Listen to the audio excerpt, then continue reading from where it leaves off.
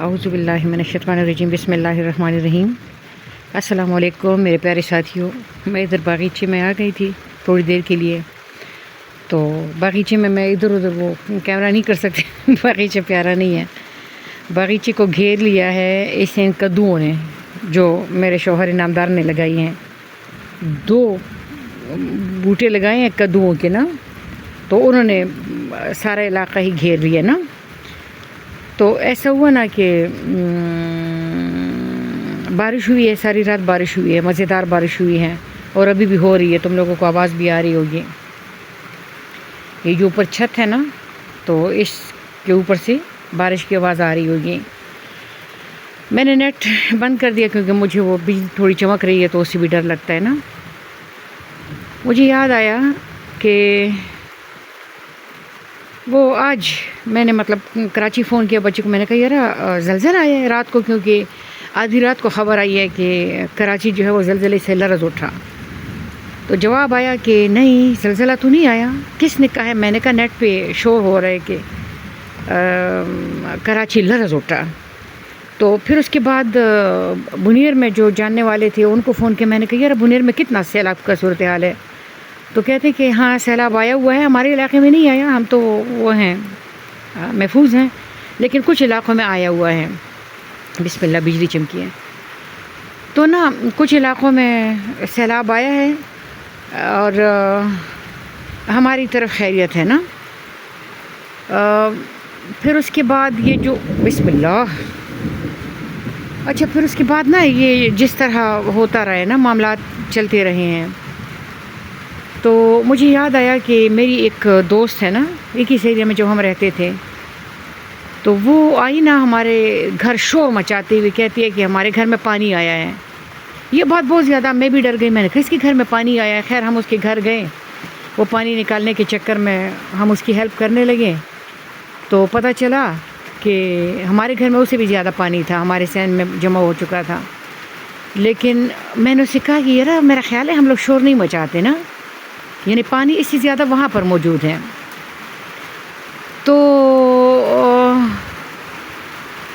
مجھے پھر یاد آیا کہ میری والدہ محترمہ جب ہاسپٹل میں تھی، آئی سی یو میں تھی، تو میں ان سے ملنے گئی نا آئی سی یو کے اندر نا، تو وہاں پر نا میری امی کی حالت تو خراب تھی۔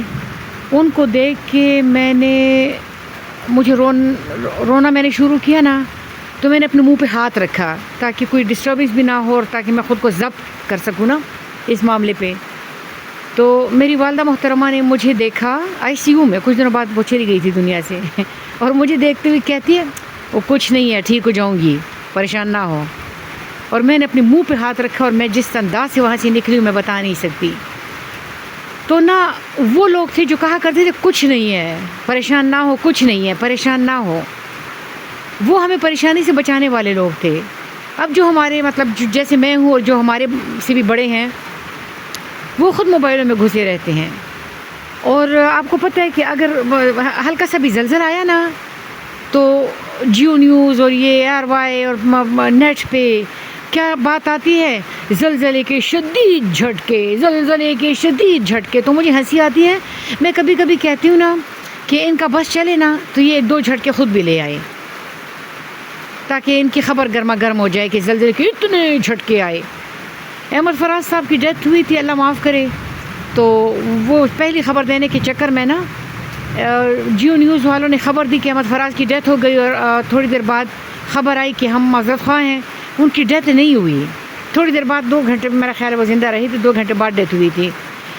تو ہم نے نا ایک نحوست پھیلائی ہوئی ہے، ہم شور مچا رہے ہیں، شور مچا کے ہم نے خرابیاں ڈالی ہوئی۔ اللہ تعالیٰ معاف کرے، بجلی چمک رہی ہے، میں نے لمبی بات کرنی تھی تھوڑی سی، لیکن مجھے ڈر لگ رہا ہے بجلی سے۔ اللہ تعالیٰ ہمیں معاف کرے، اور اللہ تعالیٰ ہم پہ مہربان ہوں، اور اللہ تعالیٰ اسی طرح مزے مزے کی بارش برسائے۔ اور نبی پاک صلی اللہ علیہ وسلم نے فرمایا کہ ایک وقت آئے گا کہ تمہیں وہ کچھ دکھایا جائے گا جو اصل میں ہوگا نہیں، تم گمراہ ہوگی اور تمہیں پتہ بھی نہیں چلے گا۔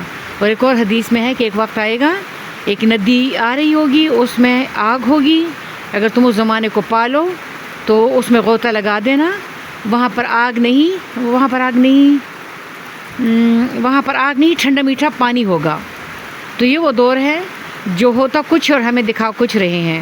تو اپنی آنکھیں کھلی رکھیں اور ہر بات پہ مطلب آنکھیں بند کر کے بھروسہ نہ رکھیں اور زندگی کے حسن پہ دھیان دیں. جیسے یہ پانی ہے نا، رم جھم ہے، یہ باغیچے میں کھڑی ہوں نا، تو میں زندگی کی بیوٹی پہ توجہ دوں، زندگی کی خرابیوں پہ نہ دوں. خرابیوں کے لیے اللہ تعالیٰ سے ہم دعا مانگے اور بیوٹی کو انجوائے کریں. ٹھیک ہے؟ تو وہی والی بات ہے. میری ایک استاد تھی مہک علی، وہ کہتی ہے سیکھو موج کرو اور آگے بڑھو.